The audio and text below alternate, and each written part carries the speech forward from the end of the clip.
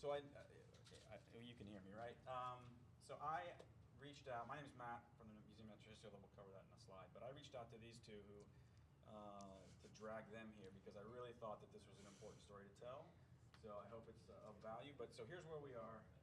Lacking infinite typewriter wielding monkeys. How does one populate an in-museum personalized mobile app? You're probably saying, well, you guys are at the Natural History Museum. How hard could this be? You've got like all the money in the world. You've got 600 writers and the best content in the world, which we do have the best content in the world. But we're going to dig into why us and why it was not so easy. So this is us. I will let you introduce yourself. Sure, I'm Lauri Halderman. I'm the Vice President of Exhibition. I'm Jane Levenson. I'm Senior Director of Editorial and Content and based in the Communications Department. I'm Matt Tarr, and I am in this case, I'm the product owner of Explorer. I'm also the Director of Digital Architecture, which we can unpack later if there's time, which sounds like there might be. So we wanted to, first a little background. The Explorer app was launched in 2010, and it was a technological marvel, right? Like we used Wi-Fi triangulation to identify the location of the visitor and give them turn-by-turn directions. And content was a bit of an afterthought. I think we'll talk about that. In 2015, we released 1.5 of the app, which had a new sort of technological underpinning using Bluetooth this time, and most importantly, a bit of a refresh design-wise and analytics. And we were able to see that people were not doing the tours. So the app was really centered around these linear tours, much like an audio tour of the day, and people were getting to the first stop, not the second stop. So while the turn-by-turn directions was certainly valuable, the content was not necessarily pulling its weight. Did you want to talk about that a little bit here, or? Sure. I mean, I think, again, as Matt pointed out, it was new technology. It was triangulating your location inside a giant building. We have 45 halls, 4 floors. There's so much that went into making sure that the app could give you directions, and that was such a big new thing, that the content was sort of plugged in at the last minute, right? So it was content that wasn't really, the thinking about content for the app wasn't at all really there, and in fact, my interaction with the content was sort of a last minute triage of, oh my goodness, we're launching in a week, we need to shape it up, here you go, sort of. And so, content plugged in after the fact, that was the first version of it. We're actually going to show you a sample of that content in a second, but what we realized was that, okay, fine, so we've got the technology, and I wouldn't say we've got it licked, but that's like 5 other presentations you can come to at different conferences or read papers online or talk to me afterwards. But the focus of this is about the content. So this time we wanted the content and the experience really to be wrapped around the visit, so that the visitor was the center of it. It was about where you are, what you're interested in, and do you have tickets, among other things. So Lauri did the honor of putting this together because we didn't have a screenshot, although we probably do, but we didn't at the time. So this is... All right, so this is where we were as we were looking at how are we going to refresh this. So as most of us looked at it, we realized, oh, okay, so we have the blue whale. Out of anything in the museum, it's iconic, and so it's easy one to pick a look at a sample. But it was a single mishmash of a story, and in fact, this version of the app was based on the content from an earlier version that was a kind of card design. So you had the name and a paragraph on the front of the digital card, and then you tapped the card, it flipped over, and you got to paragraph 2. So already they had been squashed together. But if you look at the writing here, I mean, it is just any random factoid you can throw in to this length of 2 paragraphs about a whale, about the whale model, about whales in general, about whale conservation, about whale biology. It didn't seem to have any particular shape or direction. It was just one big blue whale story. And that's what we had to say. So we felt like surely we could improve on this model. It's interesting that you... So this has been really great to have these conversations, the 3 of us, because this was such a sort of traumatic experience that coming through on this side has been really fun to dig into. But some of this is about the model, some of it's about the specimen. That was like one of those things we recognized that, like, of the existing writing, that was never clear. And it actually kind of informed some of the thinking that went into this. Was like, we can totally talk about the model, we can totally talk about the specimen, you know what I mean? Yeah. So this was not profound, but it seemed profound for us at the time, which was rather than have one big story where we shoved everything together with a standard photo of the object in question, what if we had all of these little stories that were a kind of family of ideas? And some of these came out of our thinking about assets. When we started to think, well, what's not available to visitors on the floor now? Mind you, there are labels about everything in our museum, and they have far more words than an app is ever going to have. So it wasn't a question of creating interpretation. It was a question of why would people want more than they already have and are, frankly, mostly not using. So it seemed to us it wasn't a question of more or less. It was a question of, well, what might people actually find interesting? So we looked, for example, like we have this fabulous archive of, almost 150 years of the museum behind the scenes. And we felt like that's kind of hidden stuff. If you know to go to the digital library online, those photos are out there, but visitors in the museum never see them. And we thought, these are fun. These are things that people would really like to see, and we could craft a story around those. And so we started thinking together about the kinds of assets we knew we had, and then the kinds of stories that we imagined or knew we could tell. And some of these, like this was an early shot, not all of these played out. So we looked at AM&H. So we thought, maybe we should be pushing our own research. So we have 200 research scientists doing their own science, and a lot of visitors have no idea, and the museum always feels that's important to let people know we have our own scientists. So we thought, well, maybe we should do a whole line that would be about our science. And in the end, we decided that wasn't the thing that was probably the most important to visitors to put in an app. We dropped that. In the news was a question of, should we try to keep it really current or to do things that were kind of outside of the realm of science? So I remember we have a great big display of elephants in our Hall of African Mammals. And it was right when Ringling Brothers decided no more elephants in the circus. And we thought, is that the kind, should we be trying to be current that takes us beyond the strict realm of like, what is the genus and species of the elephant we have, and what is its kind of general description? So as we looked at that, it was a funny mix of what do we know we have, what do we think people might want, and how could we start testing some of these ideas? I think maybe it makes sense to just mention that we called these lenses, and at first we went into this with a bit more rigor than we ended up with, which was that we would map out the totality of things we wanted to do and make sure that there was the right number of lenses across the right type of interaction types, across the right physical space of the museum, and maybe it's time to switch to this. Now, go back for a minute, because actually you had a dream, and it might be Explorer 3.0 dream, which is that you would not only be able to stand at the exhibit and we would have served up, not each one of these, but some selection that made sense. Your vision was, what if people really liked this behind-the-scenes look of these archival black and white photos that are kind of fun? Maybe they should be able to surf across the app and just do that. So, yeah, and we actually, debated that for a long time. Well, and it was on the list. It's definitely part of 3.0, but this idea of moving laterally across the content. So what you'll see is the content is very much about the exhibits, and then all the sort of things we can say about an exhibit from these different perspectives. But it also actually, if you guys saw Catherine and I's personalization thing yesterday, like for me, this was always about like we need to fill this with more content than any one person will consume, because really, in this case, personalization is about hiding things that exist. Although we can't just make things up on the fly, so we need to populate it. And so that became like my thing was to like, of course, not a writer, right? More. And we'll It's just easy hide for it. you to say. Right, and then we ended up with, well, you'll see how much we ended up with, which was a ton still. But Right. but yeah, that was the idea that you would be able to latch on to, and then we have other things like there's some signature experiences. Tree of Life is the real one. Vivian's here. But the idea that you would find that and stick with it as you moved across laterally through the content is something that we really, in a couple of cases, we had to just be realistic about the user experience we could use, and it ended up being like simpler and like focused on your location. We also had to debate if that made sense. If the whole idea is to kind of use the app as in service of the artifact, the specimen that's on display, right. How much do we want you to be able to like, whoa, I just went to I'm standing on the first floor, but in my app I just went to the fourth floor. And we had a very healthy debate about that continues on. Yeah, well, and we have analytics to say that if you give people a linear tour, they don't go to the second stop. That's So right. It So- would have to be pretty tantalizing to Right. get people to move. People don't want to walk. And it's a huge place, right?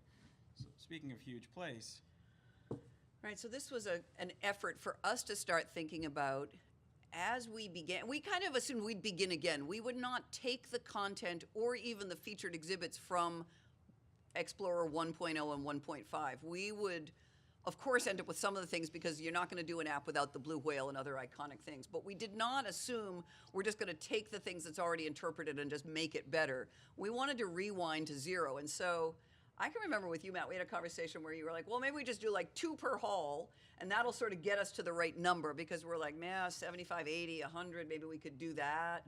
And we were like, no, that makes no sense at all.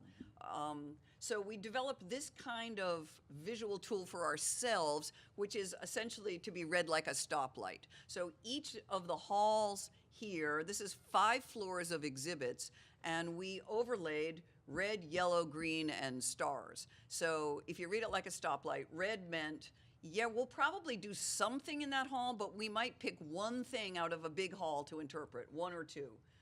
Yellow meant more than that. Green was, 3, 4, 5 per hall. And then we had green transparent and green more opaque, which meant maybe we should try in a couple halls to serve up so many different experiences in that one hall that we push the envelope and we see where do visitors stop using it, so that we would know, people don't want every single exhibit in the hall interpreted. We did not ever really reach that point, because I think we exceeded our own capacity before we exceeded visitors. But that was the vision, that we would, out of a team of us looking at the museum, decide most people spend a lot of their time on the first floor. There's more first floor exhibits and more highlights. So the yellow stars were, there's the big green square with the star in the middle. That's where the blue whale is.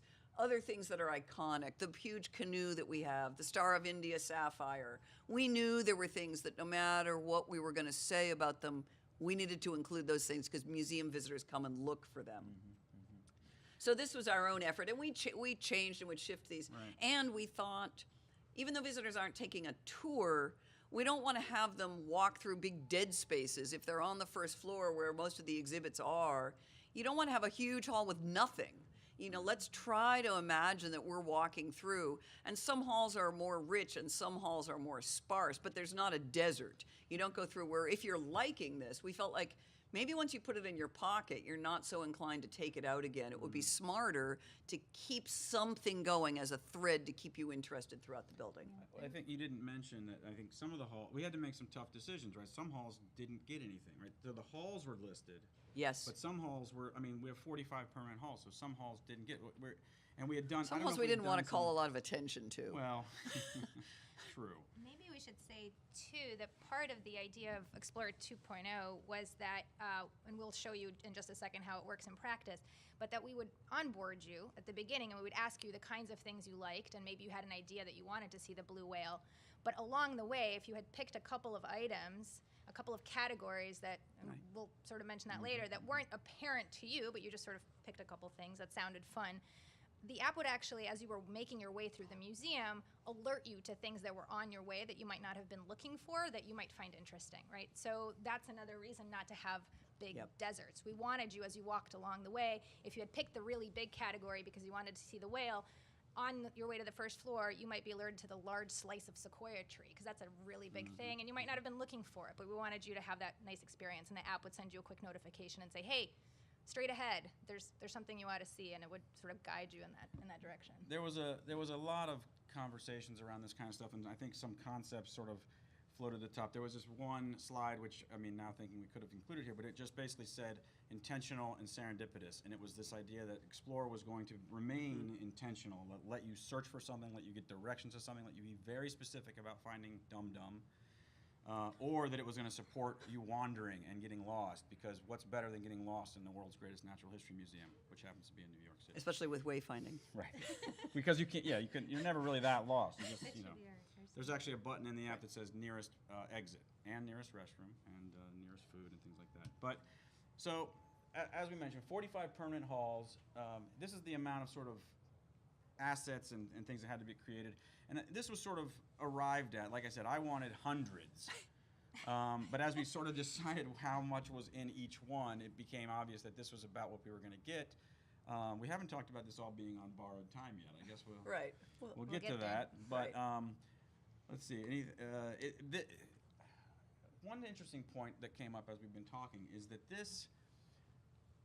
I'm always very conscious of like institutional size, right? So an app like this, not at this scale necessarily, but like might have been done in a smaller place where they would say, "You're a writer, here, go write this," and they would have done all these same things, right? They would have taken a map of their space and they would have thought about it, right?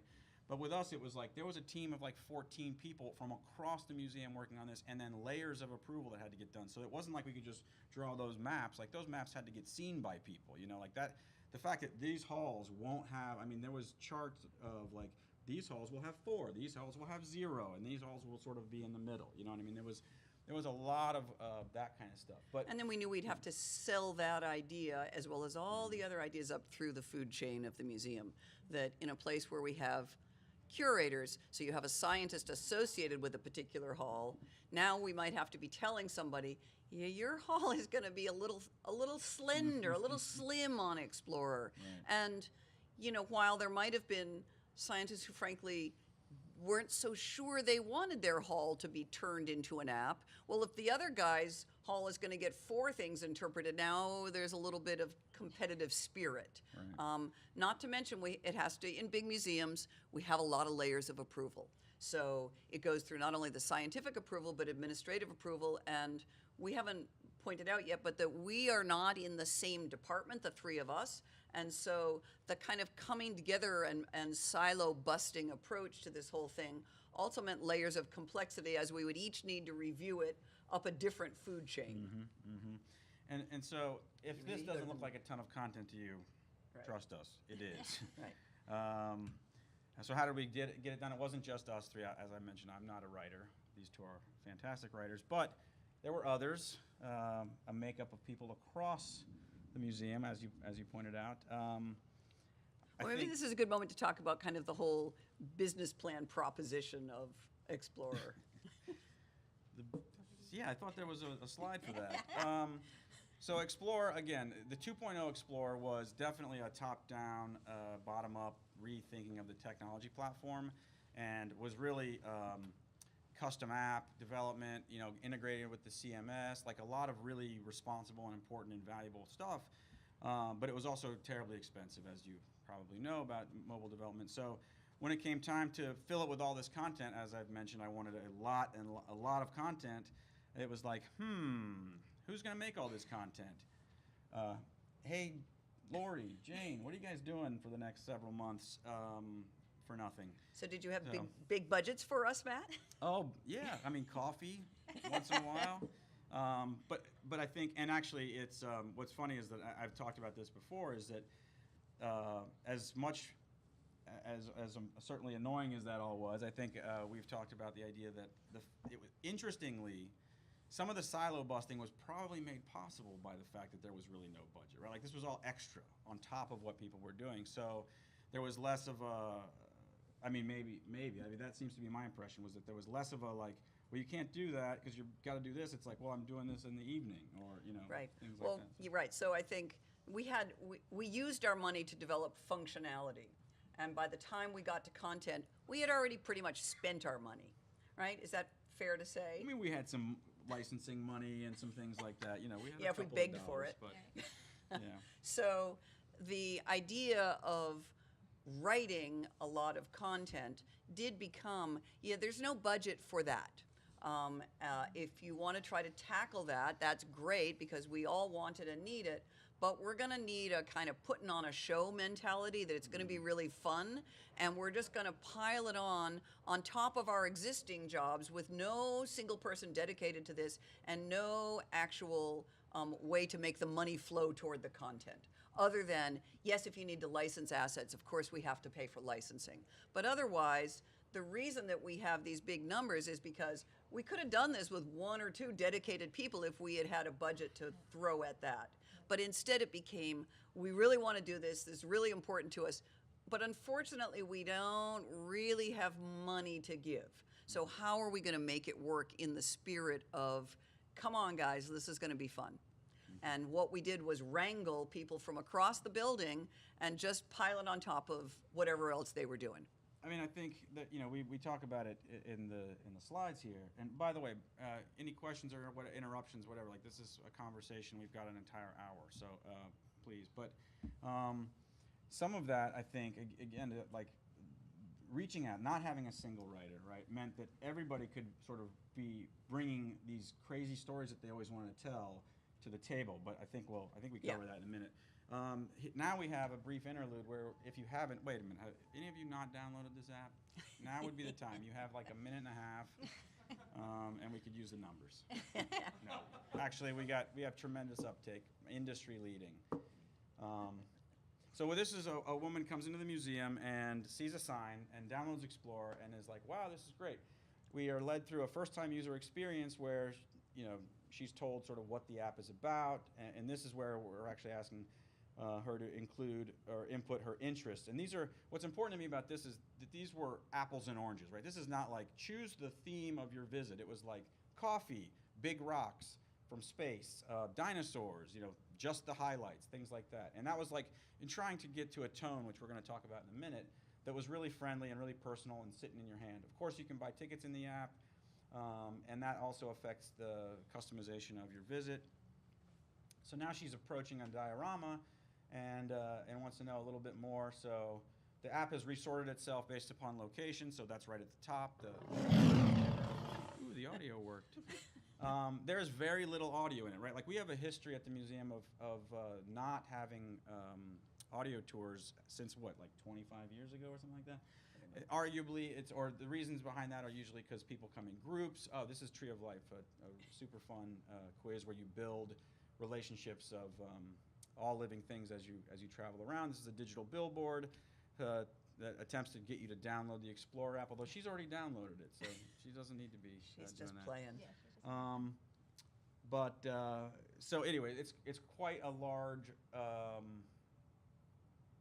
footprint, the app, as far as like if you want to really sort of use it. But you can also dip in and out. So the design principles were really easy in, easy out. Use it when you want, put it away when you don't. So it'll alert you to things like you got to be at IMAX in 20 minutes, and then give you directions to it and things like that. And if you don't buy your tickets in the app, you can type in a 6-digit code and it will know all about your itinerary as well. This is an augmented reality thing, which you may have heard us talk about at some point, where you inhabit the bear and you seek out your superpowers throughout the Hall of North American Mammals. So yeah, that's the app. Well, yeah, what about the content? What does it mean to be Explorer content anyway? All right. So maybe, do we want to just start? Let's start on, well, we had to try to think about the voice of the app. Who was this voice that was going to talk to you through the app? And for those of you who haven't been to the museum and looked at the labels, we have, as we said, we have plenty of labels. Of course, the halls are created over many decades, so the voice is different in every hall depending on what decade, what curator, what team put that hall together.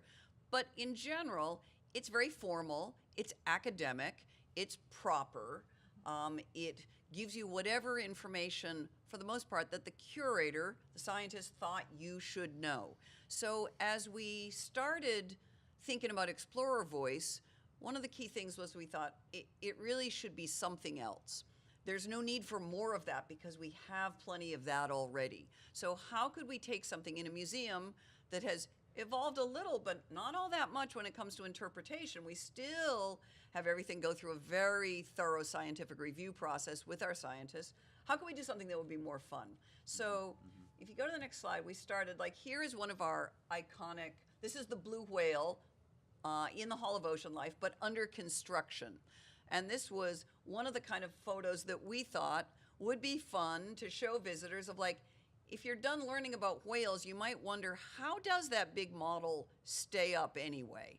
So we started with, well, what if we interpreted it, that idea, which is already something we wouldn't normally talk about, in a kind of traditional voice? And, you know, the idea with the blue whale model may appear to float, But in reality, it is 94 feet long and weighs 21,000 pounds. It is held up, right? It would be pretty much our traditional voice, but with a content that was a little different for us, which is we're gonna kind of pull back the curtain and show you behind the scenes. So that was one idea, like, okay, we'll just we'll make it short, we'll make it sweet, but it's not gonna rock the boat. Everybody is gonna sign off on this easily. On the other end, and I'm sure I cannot read on the other end, we tried something that was the opposite end of the spectrum. What goes up must stay up. So at 21,000 pounds of fiberglass, how does the whale model do it? Smoke and mirrors, question mark? Note, a steel frame, blah, blah, blah. Right, blah, blah, blah. So we wrote this to try to push it over the edge. And because we knew that there were scientists that as we started saying it's going to be fun, imagined that it was going to be really stupid, right? Fun equals stupid in our museum. So we wrote these two extremes and then said, well, what if we found the sweet spot in the middle? And the idea that we would talk about the model and we would do it in a tone that we called informal, but would not be obnoxious, grit your teeth as you read it. And so it wouldn't have lots of you knows. It wouldn't have questions like smoke and mirrors, question mark. But it would be casual. It would have contractions. I mean, for those of us who are on the writing end, we're like, there are really rules that come out of informal. Yeah.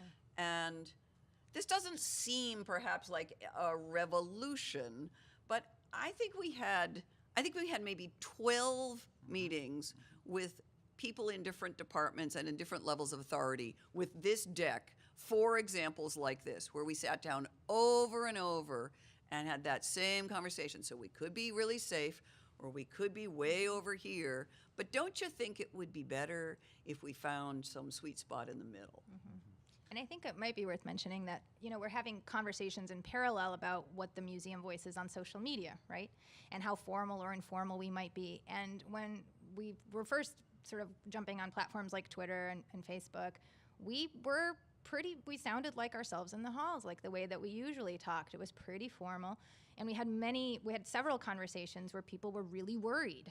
Like, please don't get on Twitter. You can't possibly be good in 140, well now it's 280, but you can't possibly, if only we had 280 characters from the beginning. But there was a lot of concern of, it's going to be so short, it will be inaccurate, we don't want to be snarky, we're authoritative, we're trusted, how do we take that and sort of package that up? And this conversation really happened as we had gone through some of those exercises already and knew that there was a lot of anxiety about how informal can we be without losing the trust and the authority and the accuracy, right? Above all, scientific accuracy. The phrase that always gets lobbed at us, and perhaps at others of you, is dumb it down.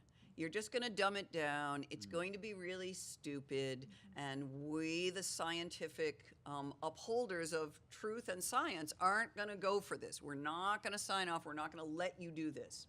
So we were trying to move into a territory that was more fun without getting that. Without getting that thrown at us. And we felt strongly ourselves, like we don't want it to be inaccurate or dumb either. But we don't want it to be 1,000 words that no one's going to read, nor do we want it to just be that mishmash of blue whale facts that we've served up in the past. I'm glad you said that, because I was anybody who doesn't know us would not know that as far as keepers of the scientific accuracy, I mean, this crew has gone to bat for that. Also, it's probably worth saying that we didn't show up these meetings were an interesting thing, right? Like, we met in ones and twos with people because, there's this mechanic in a meeting where, like, sometimes to show that you're there, people will be naysayers, right? Like, oh, I'll be the naysayer today, And so we just wanted to make sure that this didn't get caught up in any of that stuff. And so we dedicated hours to meeting with people as individuals. So 3 of us and 1 person would sit in a room and we would slide over a sheet of paper work them over with a bunch of words like pithy on it and like formal and say, which ones do you like lots of really weird stuff. And the other thing that you guys did was, I think you were saying, you guys wrote almost 12 of these to get to the 3 that we would take. So there was a little, like a ton of homework done here. We didn't just show up and say, like, let us be less formal. It was like, what I mean? Like, there was a lot of rigor that went into that. I think in science museums, the burden is on you for data and proof and argument, a tradition of argument. Yes. That's right. Mm-hmm. So we're going to talk a little bit about what it means to be Explorer content. So here's some examples. I don't know if you guys can see. Yeah, we can see. So we thought we'd just pull out some examples that struck us as, well, that's different. So we have a diorama that's a giant squid and a whale locked in combat. It's very popular. It's dark. It's sort of scary and creepy. And we loved the idea right off the bat of doing something with that diorama. And we did many things. We had a kind of boxing metaphor for squid versus whale. Who's going to win? And this was just another way we were kind of riffing and having fun here. So we thought we could tell you something about the giant squid that basically was no more than it reaches 40 feet in length. It was pretty much the only serious piece of scientific content we had to deliver here. But the notion that we would compare the giant squid to the giant cockroach, the giant panda, and Andre the Giant was not just for us something about writing, but was about the kind of irreverence, like how far can we go? You know, if you chose the cockroach, we gave you information about the giant cockroach, even though you were wrong. You know, how does it stack up against other giants? We're like, well, the giant cockroach is only 3 inches long, so it's not really much of a giant. Andre the Giant, on the other hand, is quite a giant. And other examples were just, we liked on the far right, the way that you would choose the exhibit was a kind of usually 2-word pithy phrase that we called the slug. And so in these examples, at the top, they all were, I think we were just amusing ourselves at some point. They all were puns or plays on words. So that's a giant ground sloth. So American Idol, IDLE, was, you know, somebody had a really good day after they thought of that. The meteorite that came, that fell to Earth, special delivery, or the stegosaurus at the bottom that goes under the title Vanity Plates. You know, we wanted you to choose these things without just labeling. You know, for us, the big conversation in the beginning was, do we need to include the Latin name on the title, right? Because that's a tradition in our museum. Oh, common names, nobody's going to know what you're talking about. And we're like, you know, they are not going to choose it under the Latin name. That's not a way to get people started. So there was a lot of just debate for us. And usually the way we could win these is to say, you know what? The Latin name is already on the label. If that's what people want, we have it for them already. We don't have a lot of evidence that this is really what people want. But if they do, it's there. And that having the ground, the base level of the labels freed us up, I think, to be a little more playful, to just tell some of the stories we wanted to tell. Yeah, as far as from my perspective, like working on the app, like these are the things that always give me a chuckle. I'm like, how did we get away with that? It also speaks to, I think, which we'll cover in a little while, is that and I mentioned it earlier, but like leveraging internal people, like coming up with these was something that really took a bit of understanding what made these things exciting a little bit. Like, you know, we'll talk about actually a process in a minute, which I really think is the major innovation of the editorial thing. But these more rules sort of emerged out of the work that we did over those months. Yeah, question. Oh. I love these pithy titles, but I've also seen younger people or people where English is a second language, where metaphor, poetic language, wordplay is more confusing. So And visitors who don't speak English as a first language. Yeah, she said that. Yeah. So did you decide we're just going to go with this because we think this is a different tone that we like? Well, so yes, that's a good question. We had a picture. So if you're looking for a meteorite, we have a picture of the meteorite. If you're looking for the sloth, we have. So in a way, the words were almost, let's go back to that. The words were a little bit of a throwaway. You didn't actually need them to choose it. And so I guess for us, it was a value added. We tried some that were more serious, African lion. What really happens is once you choose the cute title, you're going to get something more accurate anyway. I was thinking like you had a choice not just between Latin or serious or True. play, but you could use concrete words like giant rock, you know, huge rat or whatever. I mean, things that are very concrete terms could be another option. Yeah, that's a good point. We also just started to run out of concrete terms. A lot of the things we interpreted are big, really big. And so we ran out of every big word pretty early on. Giant, huge, enormous. Like we did play around with that. And so I think you're right. I think it's almost like the cartoon strategy here of if you get it, it's funny. And if you don't, it doesn't matter. But it's a good point for debate that we could have just taken these and been more serious about them and more descriptive. And I think we thought the photo would do the work of the serious description, and we could just layer on top for fun. And we haven't talked about it, but two things. One is we did a lot of testing with people where we would print these and ask people to look at them. Granted, observation bias or whatever, with confirmation bias, we may have been talking to people who are English speakers, but we also translated the app into Spanish. And so these presented their own sort of thing, and French is happening right now. And so the idea is that this will be translated. And so yes, then colloquialisms and that's a things big like headache. that definitely. Right, as it turns But out. but in those cases, I think what we would do, because the complexity of creating this content, is we just tell the translators to, if you can't translate this, then just back off to the more sort of normal.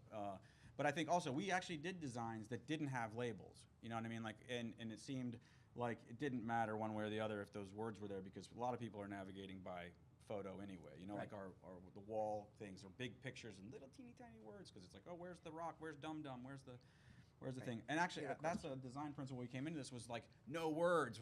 We had no menu and no words was like a design principle, which obviously didn't take root. But Question? Well, my question was actually about multilingual Yeah. in terms of your kind of approach to that. Yep. And how you work with the translators, use like software tools to, like how's the workflow go whenever you're updating a layer? Yeah, let us get to that. We have a slide coming up on translation. Yeah, easy. Not even. Right. No, but definitely. This one became a core principle, although maybe it was when it started. It's hard enough to get people to download an app and get on their phone. And then we worried, as did many of the scientists, but we don't want everybody walking through the museum stuck on their phones looking down. So one of the things that we tried hard in as many of the exhibits as we could was something that specifically told you, get off your phone and look at what you're standing in front of. And that became a kind of key principle to try to balance. We want you to use the app, but we don't want you to become obsessed with your phone. And so if you're standing in front of the blue whale, hey, look up. The blue whale has a belly button. Can you find it?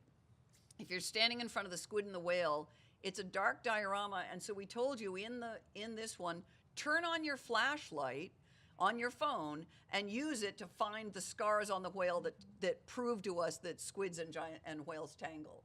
And in the walrus on the right, it's a scene that's got many walruses, so we encouraged you to find one in particular. Not for any particular reason, although you did learn something about the walrus as you did it, but that idea that we really want you to look closely, and that was one of those lenses that we had at the beginning, look closely, meant not look closely at your phone, but look closely at the exhibit. And we had many, many ways. We would show you a historic photo of a diorama and ask you to look at the diorama to see what had changed. We would ask you, can you find these 3 different birds' nests? Can you see this detail? As many ways as we could think of to get you to look at the exhibit. And I mean, I think the fact that this slide is sort of stuck here in the middle might make it seem like this is not almost the most important thing that we stumbled into, but in the evaluation, which we'll talk about a little bit later, but is really this proved to be the thing that people just grabbed onto, and even people who were sort of a little bit resistant to the use of an app or whatever, like this kind of stuff really was what they were after. It's like this is really the kind of content we want to be making. As much as we want to tell some of these background stories, they weren't as resonant as these were, obviously. That doesn't mean that they weren't amazing, and so we had to tell some stories.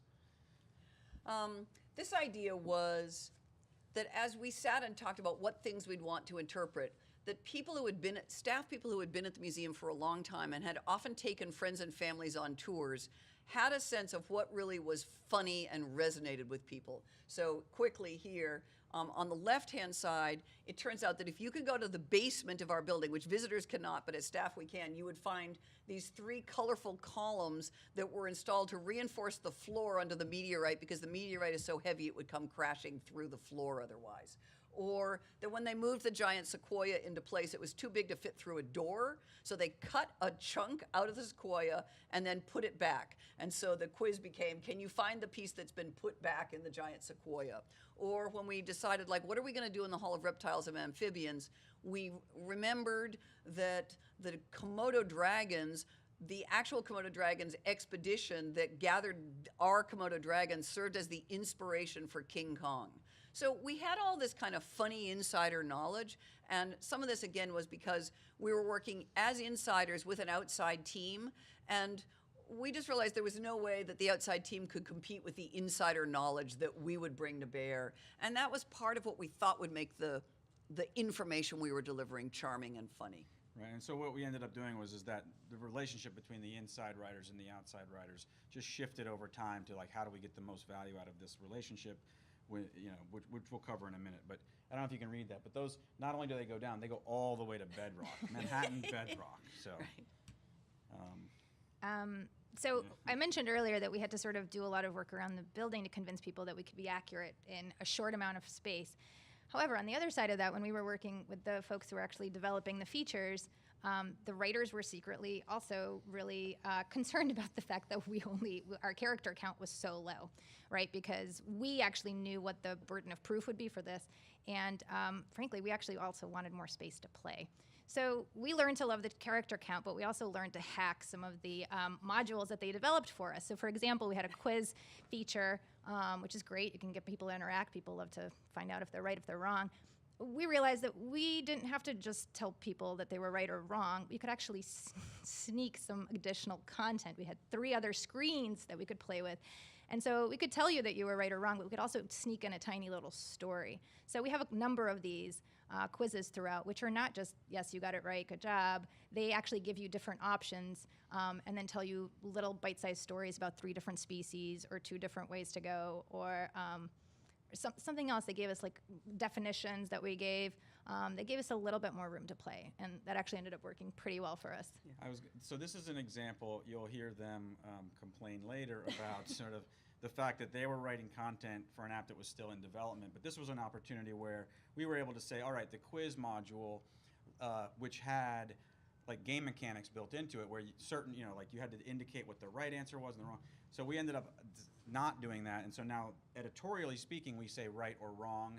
But that gave them the capacity to just sort of have all 3 right, or 2 right and 1 wrong, or all 3 wrong, and things like that. So that, or they're not. It's not even a quiz. We didn't have one that was all 3 wrong. That would be mean to the. I would have approved of all 3 wrong, but I see the Right, value. a quiz of with being all wrong answers. Yeah. Right. We gotta do Okay. that. Yeah. Speaking of all wrong answers. And then finally, we just thought we'd put up some examples of the kind of ridiculous puns and wordplay that entertained us. And at some point, we wondered if maybe we were just entertaining ourselves. But out of the evaluation did come like, hey, that was really funny. Like, who's doing this stuff? And we did think in a museum that takes itself pretty seriously, there was some room for humor. And again, that might not seem radical in some of your museums, but it's pretty radical in ours. Well, and also I think if it's not obvious, these are that's the top of an exhibit, and then these are modules. So we had this string of modules, so we could sort of try different things within an exhibit. So at the Walrus, we could try different kinds of stories. But the question of how much is too much, and actually we just put the rules up before we did the. Right. So this is the whale, and so the whale really was where we started and where we sort of tested, and it is the biggest thing, and so. Right. These So are we the just modules. kept going and going and going. Right. And we realized, So for one thing we wondered, is this what visitors want? All these different options. And we would say like, well, it's like a magazine. They don't need to use them all. But they did have to scroll through them all. You have to scroll through number 2 to get to number 3. That made us nervous that maybe we were serving up too much for visitors. Of course, in the end, we were also serving up too much for ourselves. We're like, we can't write eight things about each object, each specimen that we're going to interpret. So this was clearly a maximum, but it did raise interesting questions for us of like, how much do visitors want? And will they get one level down, and will we see in the analytics of like, yeah, they only went a little way in and then went back. And actually, I think what we saw was it's much more like Facebook. You just scroll through your feed until you find something you're interested in, and then you pause and do it. Yeah, question. So I'm looking at those and I see the min modules, max modules. How do you define a module for these different dimensions of the whale, so to speak? Yeah. These are the modules on the whale exhibit. So as you scroll Like down, those lenses with the circles that we showed at the One of them beginning. is the black and white module, and one of them is the quiz module. Yeah, essentially. One of them is an audio. So some of them are functionality. One's an audio, one's a video, but some of them are also thematic. One's behind the scenes. Gotcha. One is fast facts. The second one, Yeah. actually, you can choose how much does the whale weigh? How much does it weigh in pizza slices or subway cars? So we took those kind of static lenses, and each one became, here's the idea. And sort of as early on, it was pretty rigorous. Like there would be these sort of thematic, and then sort of UX types. But like, so like this is a comparison module, so it's pretty static. But this is an image module. So we ended up sort of loosening the reins. I mean, these guys do this all the time. So we didn't need to like mathematically prove that we'd covered all the behind the scenes, and that, you know what I mean. I think there was definitely documents that sort of understand this, but like there was an early document that was like prognosticate or prescriptive, like there will be this much behind the scenes, there will be, and it became more like, okay, these are the ways we tell these stories, and then mix and match and switch things up. Right. So how much content is too much? And as the Facebook thing was actually from a user testing where we were like, how much are people, where's the fatigue going to start? And one of the visitors just was like saying, yeah, no, it's just like Facebook. They just sort of scrolled past things until something caught their eye, and then they would dig in. Maybe they'd look later on the way back up, Right. things like that. So And that was fine. so yeah, so we felt good, but how much is too much? Right. So, in a serious museum and we're having fun, we're trying to figure out, so can we have as infinite amounts can we have as much fun as we want? And we definitely ran up against some walls. So here is a story that did not make it into Explorer, and it is a kind of verboten story in the museum. It's that in the 1930s, a curator in the field was brought a baby chimp, and it was orphaned, and so he adopted it, brought it back to Long Island, raised it with his family, and among other things, taught it to ride a tricycle. So that chimp is taxidermy and it's on display, and that chimp is an exhibit. And this backstory was in the New York Times, is known in certain circles. We thought, well, it's astonishing story that we have this exhibit that we can show you. Here is this chimp riding a tricycle. It is a sad story. We definitely made also like not recommended ! To raise a chimp at home. But we wondered, is that a story we can tell? We developed the module, and as that went through the review process, the answer was no. And that wasn't the only one, but we definitely hit the wall of like, yeah, you're not going to have that much fun. Right. And I mean, that was the challenge we set ourselves, was to make sure that we knew a reasonable distance to push out. Right. To, Yeah, question. So along those lines, I'm curious, how did you decide, because you mentioned you started with these design principles to begin with providing the foundation. So for something like this, like how did you decide where you wanted to fight your battles? I'm just curious. Maybe Yeah, it's a it's good not one of question. them. I'm curious if there's another one where the rest of them are like, no, we can't do that. And you're Right. like, no, we will do this. Because it's important. yeah, are there ones that we really fought for and got? Or I wouldn't say like particular on stories Yeah. so much. It was more on functionality, on approach, on tone. We'd fight there. Yeah. And we'd be like, yeah, right, we know we're not going to be able to tell this story. because remember, at most, this was going to be one lens on an otherwise, lengthy exhibit. So yeah, it Right. wasn't. In a way, we sort of cast a wider net and then gave up. I Right. mean, we didn't give up early. Like there was a lot of development when just to see if it was a good Yeah, story. yeah. But then when it became kind of clear, then it was just like. It all also right, it cut also off. told us that when we got to another primate in the primate hall, which was the gorilla that was shown in a London department store window and then adopted by a family and then brought to the United States, that we shouldn't even try to tell that story. Oh boy, I didn't know that one. John Daniel. So what John was the Daniel process, the gorilla? right? Right. So what was the process? Well, we Right, already well- talked about internal writers having the advantage, but yeah. Yeah, and we want to kind of go quickly through Yeah. this, Yeah. but basically, that maybe this isn't relevant for all of you, but for us, we had this external developer and this internal team, and we really believed that you can't be a prophet in your own land, and so there's a sense in our museum that it's always better to go out, it's always better to spend the money, even though it will be twice as much, and not do it internally. And so for us, the place where we did fight, and it wasn't much of a battle because we ran out of money, and so this is the only way to do it, was we want to do this internally. We want to have our own writers write this stuff. And that was a battle. It would have been a battle had the resources not kind of played out, because I think there was a sense of like, we've hired a great outside producer, let them do their jobs. So Yeah, and I think the scale of the content that the app actually ended up, as the design landed and what it was going to need, was just more than Yeah. than had been estimated. That's right, that's for sure. And we and, were uh, willing to do it, even though it was crazy and we Right. didn't have the capacity either, but we knew we wanted Also, to do it should be super clear, like we would have, but this other point about scientific review, like we tried, we would take, I mean, Jane and I took content that was created by the outside firm and we took it to scientists 2 and 3 times, and then Jane rewrote it all, and then we took it 2 times and eventually got it through. But you know what I mean? Like this is just, It was much it was almost harder. impossible to get something from through It's- science from outside. It's hard to It's know hard. how to be Yeah. fun Yeah. and be short and be accurate and sell it up. Yep, yep. Right. So this is just a great shot, and this was what I hinted earlier about what the real innovation here on the editorial side were these what do you call them, writers' meetings. Yeah, it really was like a writer's room for a show where we would sit around and pitch each other story ideas, and they had to be accurate and they had to be funny and they had to be achievable with the resources we had. And if you pitched something, you had to be willing to do it and to find the, so to figure out where the chunk was taken out of the sequoia took hours in the library to actually be able to point to the right crack and say it was there. And, it seems silly, but I think for this also, again, we don't usually work together. We are not in the same department. We are in a siloed museum. So to bring writers together from across different departments and to put them together and ask them to be funny was actually, I think, a joy for the writers as much as nobody had time for it. People really liked this. And it was the camaraderie in the room that helped create the spirit to get us through it with, because we were doing this early in the morning and late at night. There was just, you had to just pile this on top of whatever you were really doing. And the volunteer effort was not all writers.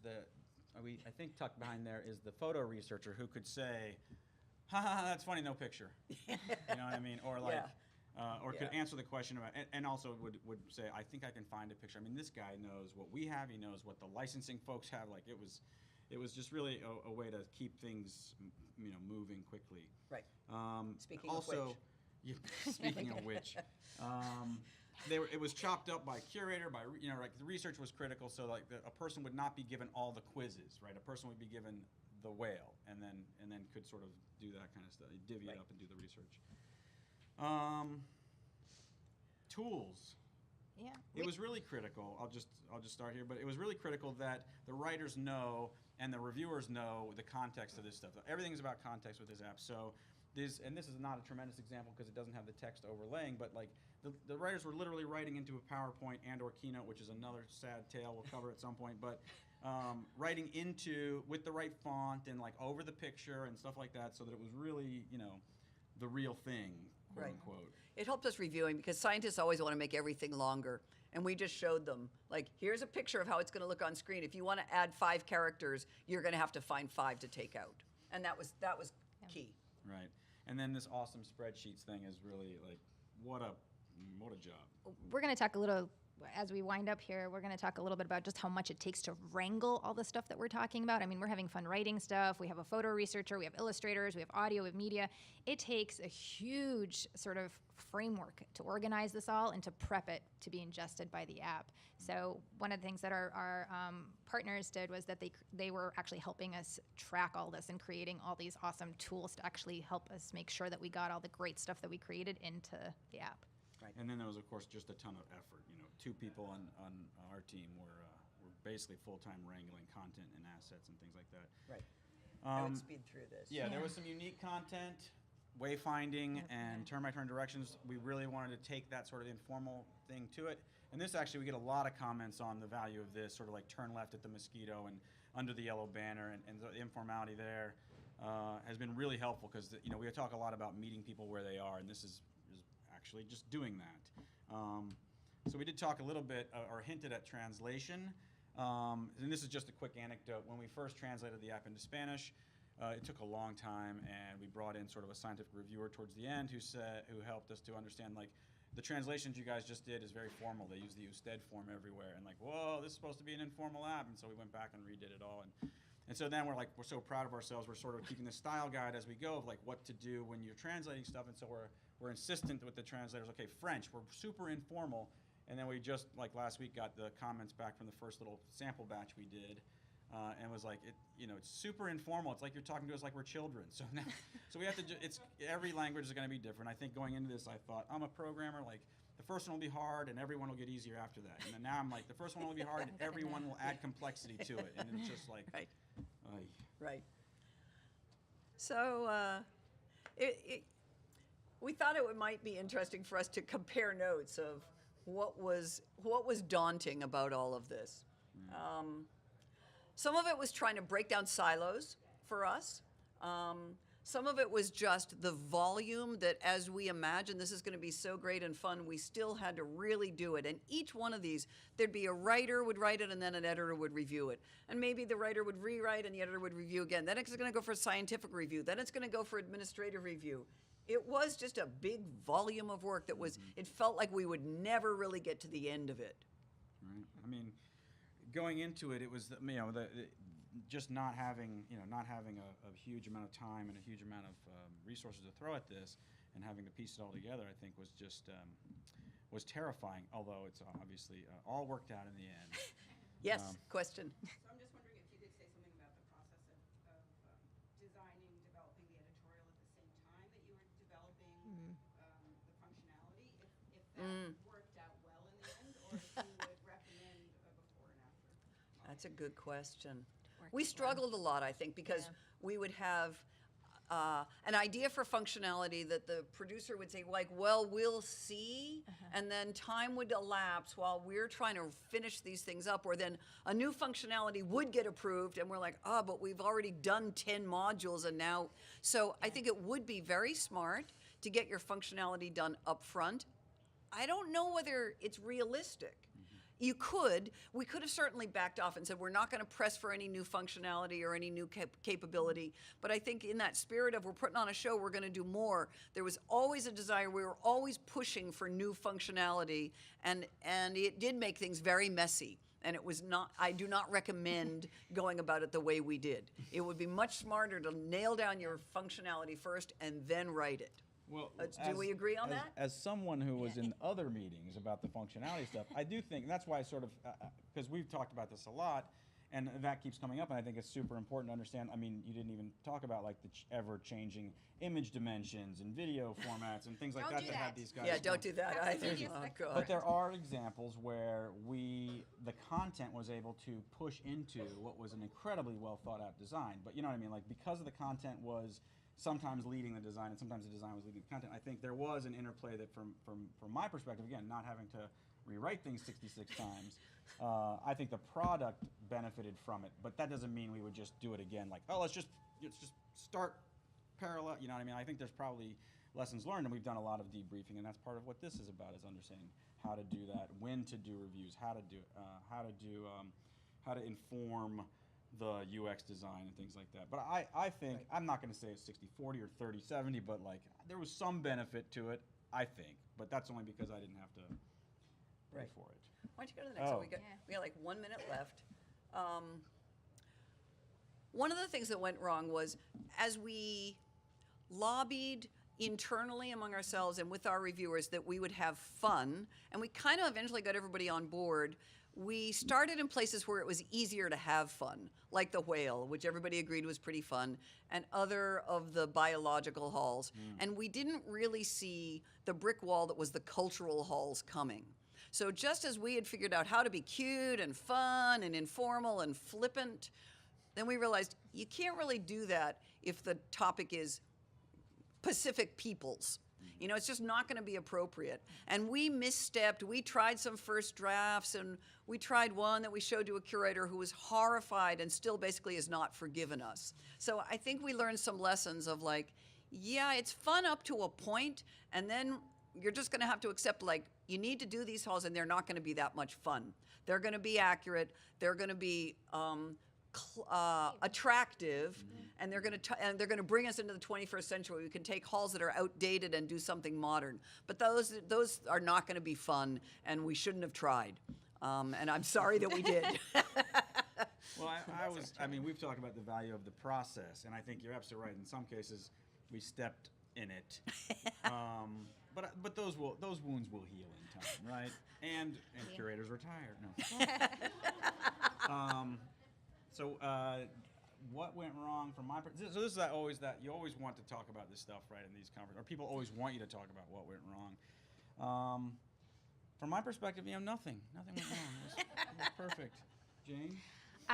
We mentioned before that we sort of compiled a team, and the team was always changing because people were working on it in between other things. And one thing that I mentioned as we were putting this together was that one thing that went wrong was that we didn't identify early enough that we needed to have somebody who was an art director, essentially, who was, in addition to all the work that all the different teams were doing and sort of wrangling things, we needed somebody who was at the top, who was sort of keeping an eye on how things were shaping up, how they were looking, how they were going together, and really continued with us. We had people dip in and out, but it actually was really hard. We were working on some tough deadlines, and we never quite knew who we had in the room with us at any given point. So as much as volunteer teams really work and are great, sometimes you really need to identify the key people who need to be with the project from sort of start to finish. Right.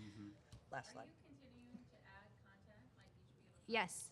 Yeah. Yeah, we are. I That mean, it's- actually has been successful. Yeah. And where, and do you ever go back to certain content and redo it, or are you just still just adding? There's been We some haven't edits, yet, yes. yeah. But I think we're really thinking about Explore 3, of doing sort of a wholesale audit of like that, the idea that really focusing on looking back, and there might be opportunities to simply take things out that aren't performing. But we've just done a couple of And- mild edits and around I- Earth Day and things like Yeah, that. no, we've been adding new modules. We don't have a sort of regular drumbeat of this, but I think one other important point to make is that because we have that internal knowledge and capacity, like all of us know the app inside out. It wasn't somebody who came in and wrote it for us and then And left. We have people in the building who can add modules. Right. It's also can built and on we the are. add exhibits. CMS. And It's we very are. easy to add content. Yeah. Or it was very, I mean, as I told Yeah. Matt, there's certain things I like about your onboarding, and certain things that we have that Yeah. personalized. Like, We share a developer. Right. Yeah. Exactly. Yeah. Right. Yeah. about, because people just don't, same thing, it's on top of everything else, so we're always trying to just add content, but it really doesn't leave a lot of time to go back and say, Yeah. you know what? Yes. My other question from looking at your interface, I added the download, and I sent it to my team, so you guys. Sweet. Great. Nice. Woo! Okay, that is a question. How many downloads do you get a month? I forgot. Catherine, you got this number? It varies seasonally, but it's between 25 and 50.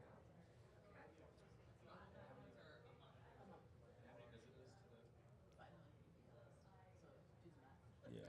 Right. Somewhere between 5, 7, and 20%. That's high though. That's Oh, yeah. pretty amazing. How many not on site? Like how many are? We've been adding analytics all along. So we've bathed the thing in analytics at first, but then of course realized a lot of gaps. So we've added some stuff like that. So we're building a data set of that we can share with you. But Right. it's definitely a smaller portion of that average of 7% or whatever. But we'll talk. Yeah. Right. And who's the? Because you guys talked a lot about voice, but I went and looked at. I'm just curious. Who's the audience? Families. Families. Okay. Because it does And seem. the way that's been described to me is that like we will use words that need explanation, assuming that they can, that kind of stuff, right? I mean, like, Well, it's just like the bear roaring is very Right. Yep. important to me. Right. Yeah. Like with there's some, content. So I kind of was, personally, I was a little not sure where you were going, but you're also trying to hit everybody. Yeah, So, yeah. Yep.